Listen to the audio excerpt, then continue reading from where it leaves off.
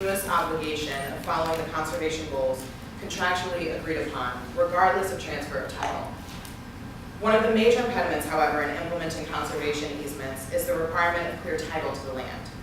Because a majority of the Talamancan residents do not have clear title, it may be difficult to establish an easement of any sort.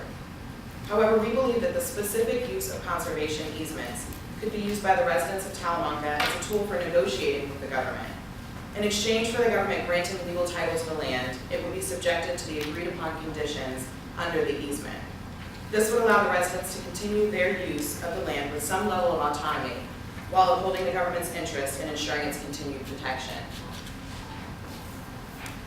While there is utility in investigating private property interventions on an individual basis, we believe the stronger analysis is rooted in identifying and advocating for community-based legal protections that view conservation broadly and value both the preservation of natural resources as well as the social and economic successes of the land's inhabitants. In taking a community-based approach, we focus specifically on the concepts of stewardship and participatory management. Stewardship is defined as the careful and responsible management of something entrusted to one's own care. Instead of focusing on ownership of land evidenced by formal possession of title, stewardship emphasizes rights, interests, and obligations over formal ownership, making legal title irrelevant. The stewardship of property approach calls upon the community members to have care, custody, and trusteeship of their property. Thus, even without traditional title, the community would maintain the rights of their lands. Within the specific context of environmental conservation, stewardship advocates for community engagement in the management of resources. Local participation is highly regarded, resulting from the understanding that local communities have higher stakes in the sustainable use of resources than do government actors or distant corporate entities. That local community members have better knowledge of the intricacies of local ecological processes, and the local community members are in a better position to develop effective management of resources through traditionally accepted practices. This approach has been used internationally to give greater autonomy to community members who live and rely on the land for their continued development and success as a community. We believe that applying this theory to the residents of Talamanca would assist in bringing them to the table, granting access to decision-making processes regarding the administration of developmental regulations within their community. The individuals living in these communities depend on the land not only as a means of livelihood, but also as a way to sustain their communities. They have preserved its integrity and viability over the last 2 centuries and are ultimately in the best position to understand the intricacies of the delicate ecological system and create a tailored management plan to ensure its continued existence.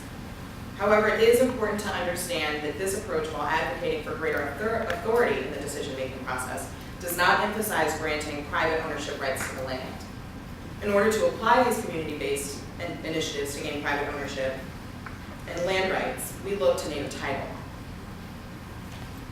Native title is a community-level theoretical doctrine that has been used successfully internationally in a number of countries to secure land rights for indigenous populations. While the Afro-Caribbean population in the Talamancan region of Costa Rica is not indigenous to Costa Rica in the traditional sense, their plight can be analogized with that of other indigenous populations.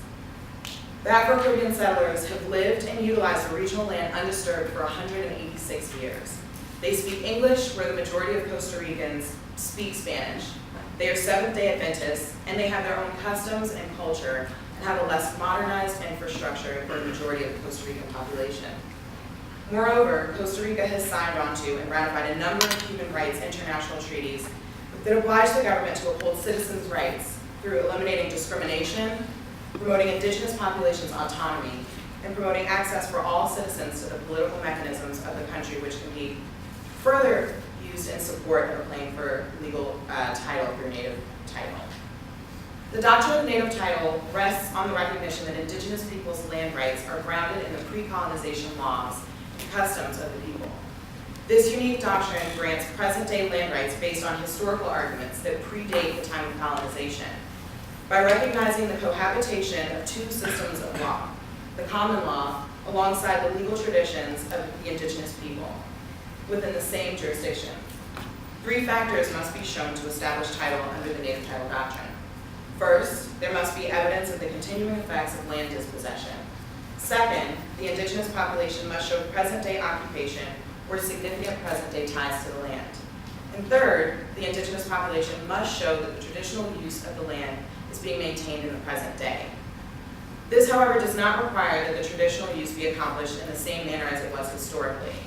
It merely allows that the traditional uses persist, allowing for modern adaptations. Using these criteria, we can argue that the Afro-Caribbean population of the Talamancan region is analogous to an indigenous community and should be granted title to the land that they have occupied for nearly 200 years. Using this analogy, we could argue that the Talamancan people's land rights should be recognized as they would be in their own legal system, recognizing scriptures and oral titles, and that recorded title is not necessary to gain full legal rights to their land. First, there must be evidence of the continuing effects of land dispossession. For the Afro-Caribbean community, this can be demonstrated in the narratives of residents who express hopelessness and lack of jobs due to the uncertainty of their ability to stay on the current land. This can also be seen in the hotels and homes that are not in operation, the halfway demolished buildings within the maritime zone, and the changes in agriculture due to loss of land and economic impact on the infrastructure in the region. Second, the indigenous population must show present-day occupation or significant present-day ties to the land. The Afro-Caribbean people remain, for the most part, on their land, though there have been some land dispossessions already.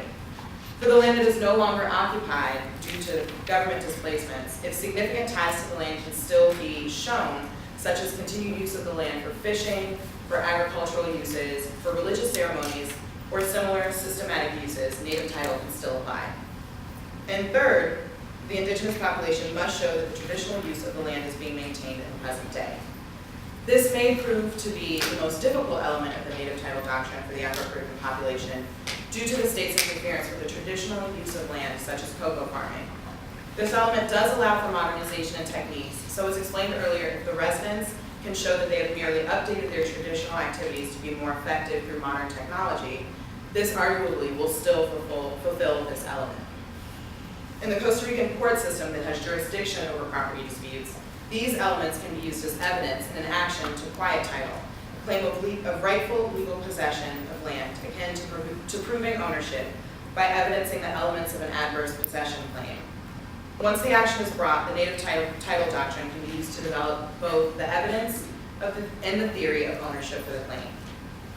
Concurrently, the Talamancan community can seek conciliation or legal remedies through the human rights treaties Costa Rica has signed on to. Guaranteed rights of access to legal remedies, rights to social and economic development, access to land ownership, and policies of non-discrimination through equal protections can be used as arguments both to strengthen the validity of a native title claim as well as to put forth separate claims for remediation. While we have presented a broad spectrum of possible recommendations in the hopes of creating workable next steps for implementation and further research, we ultimately believe that any solution needs to lie with the people. This problem exists because the government took steps without consulting the Talamancan residents.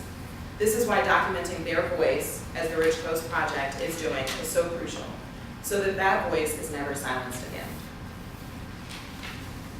After all those things to come, I see like 1,000 probably more come now. They want to get way out.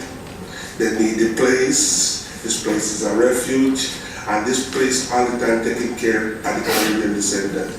Even you did have next people then, you have good peoples like, foreigners, even Costa Rican white peoples, they take care of the place. So that's why when I see they say we destroy the place, it frightens me. See this place, for all its life, the 200 to 300 years what it have, the people that will take care of it, because they never take care of it, we didn't have this in existence. The administration all the time, my personal opinion, is the one in San Jose. They stay from them days and condemn us. They don't come and leave the real thing with us, so they all the time condemn us, permission use this, that, something what we belong from long time and we be taking care. So that is the biggest problem, in my personal opinion, what I see. Well, August 10 would like to thank assisting attorneys Katie Beck and Julio Zell, Edwin Patterson, research librarian Juice Lee, expert consultants Professors Dan Danielson, Lee Breckenridge, and Rashmi Gyalchin, Paul Wintry, the Writing Fellows, Ariel Asmar, and Kay Gillis, advising attorney coordinator Cody Thornton, and faculty supervisor Susan Major. With the help and support of the above named, L10 was able to explore the legal intricacies of Costa Rica law. Our project exemplifies what it means to pursue social justice and that we can be worldwide advocates for change. The members of L10 who have worked so diligently are Courtney Allen, Matthew Charest, Jonathan Culpepper, Chechi Durna, Hillary Deaton, Jasmine Graves, Christopher Huntsman, Jackie Kelly, Stephen Klimberg, Molly Manson, Patrick Osborne, Ellen Rackley, Ann St. Peter, and Judith Young. We thank the Rich Coast Project. My colleague Matthew Charest will now facilitate a questioning.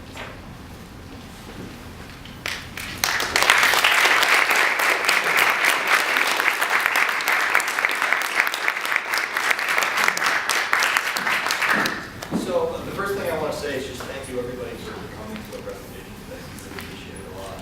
And if there are any questions about our project, anybody? Excuse me?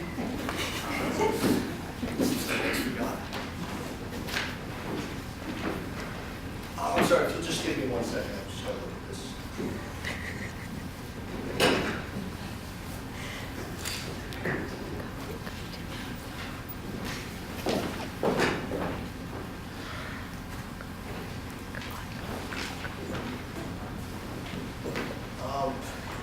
I want to preface this by saying I'm terribly sorry. Steve just pointed out to me, if you remember at the beginning of our presentation, when you came in, there were 2 pieces of paper on your desk. One of them was a sort of overview of the presentation. If you can take a look at the second one.